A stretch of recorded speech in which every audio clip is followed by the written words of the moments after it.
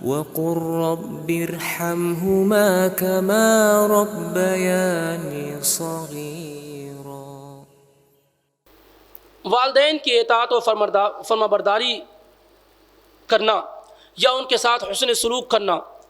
یہ کس درجے کا معاملہ ہے؟ یعنی آدمی کے پاس اس کی بیوی بھی ہوتی ہیں، اس کے بچے بھی ہوتے ہیں، اس کے اور رشتہ دار بھی ہوتے ہیں، تو سوال اس بات کا ہے کہ سب سے پہلے وہ کس کے ساتھ حسن سلوک کرے، سب سے پہلے کس کا دھیان رکھے؟ صحیح بخاری اور صحیح مسلم میں سیدنا ابو ہریرہ رضی اللہ عنہ کی روایت ہے کہ ایک صحابی نے اللہ کے نبی صلی اللہ علیہ وسلم سے پوچھا، من احق الناس بحسن صحابتی، اللہ کے نبی میرے حسن سلوک کا سب سے زیادہ مستحق کون ہے؟ تو آپ صلی اللہ علیہ وسلم نے فرمایا کہ تمہاری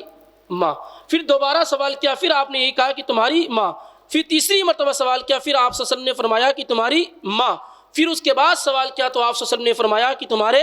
والد۔ اور مسلم وغیرہ کی روایت میں اور دیگر روایت میں ثم ادناک ادناک، پھر ماں باپ سے جو قریبی رشتہ دار ہوں پھر ان کے ساتھ تم حسن سلوک کرو۔ اس سے یہ معلوم ہوا کہ انسان کے حسن سلوک کا سب سے زیادہ مستحق، سب سے زیادہ مناسب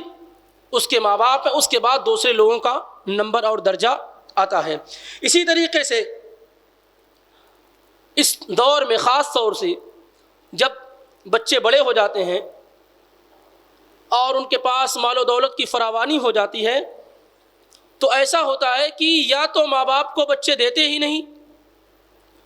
یا ایسا ہوتا ہے کہ ماں باپ ضرورت مند ہوتے ہیں اور پھر کسی طریقے سے بچوں سے مانگنے کی کوشش کرتے ہیں۔ یہ بھی ہمارے اور آپ کے لیے بڑی ہی شرمندگی کی بات ہوگی کہ کوئی وقت ایسا آ جائے کہ ماں باپ کو اپنی ضرورتوں کے لیے ہمارے سامنے زبان کھولنی پڑے، یہ بھی ہمارے لیے بڑی شرمندگی کی بات ہوگی۔ اور یہاں تو بہت سارے لوگ یہ سمجھتے ہیں کہ نہیں یہ میرا ہی مال ہے، ایسا نہیں ہونا چاہیے، بلکہ ماں باپ کی ضرورتوں کو بغیر کسی تردد کے حد درجہ اور بہترین انداز میں مکمل کرنے کی اور پوری کرنے کی آدمی کو کوشش کرنی چاہیے۔ ابو داؤد وغیرہ کی روایت، ایک صحابی اللہ کے نبی صلی اللہ علیہ وسلم کے پاس آئے اور انہوں نے اپنے باپ کے متعلق کہا، اللہ کے نبی صلی اللہ علیہ وسلم میرے پاس مال ہے اور اولاد ہیں اور میرے والد میرا مال چاہتے ہیں، میرے والد میرا مال چاہتے ہیں۔ گویا کہ اس شخص کو یہ چیز پسند نہیں آئی کہ میرے والد میرے مال میں سے کچھ حصہ لے لیں، تو آپ صلی اللہ علیہ وسلم نے پلٹ کر جواب دیا، انت ومالک لابیک، تم اور تمہارا مال سب تمہارے والدین کا ہے، تمہارے باپ کا ہے۔ تم یہ کہنے کے لیے آئے ہو کہ میرے باپ مجھ سے مال چاہتے ہیں، تو اللہ کے نبی صلی اللہ علیہ وسلم نے کہا کہ تم، صرف تمہارا مال ہی نہیں، تم اور تمہارا مال سب تمہارے والد کا ہے اور ان کا پورا حق ہے، جس قدر وہ چاہیں اس سے لے سکتے ہیں۔ اسی طریقے سے ام المومنین عائشہ رضی اللہ عنہا کی روایت میں آپ صلی اللہ علیہ وسلم نے کہا، ان اطیب ما اکلتم من کسبکم، انسان کی سب سے بہترین کمائی وہ ہے جو وہ محنت کر کے کماتا ہے، سب سے بہترین کمائی وہ ہے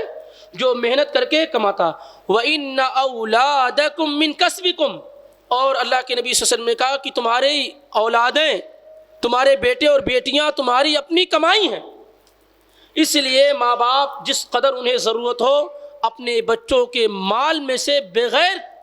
کسی تردد اور اجازت کے لے سکتے ہیں،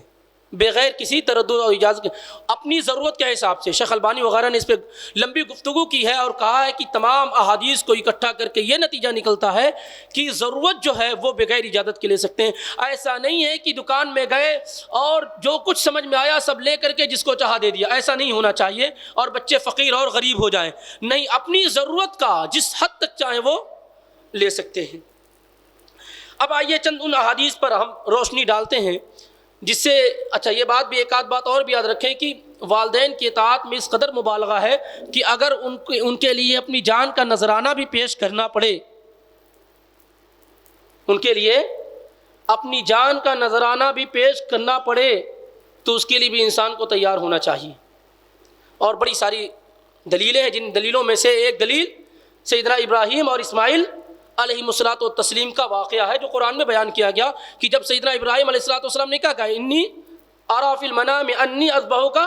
فانظر ماذا تری، میں نے خواب میں دیکھا ہے کہ میں تمہیں ذبح کر رہا ہوں، قتل کر رہا ہوں،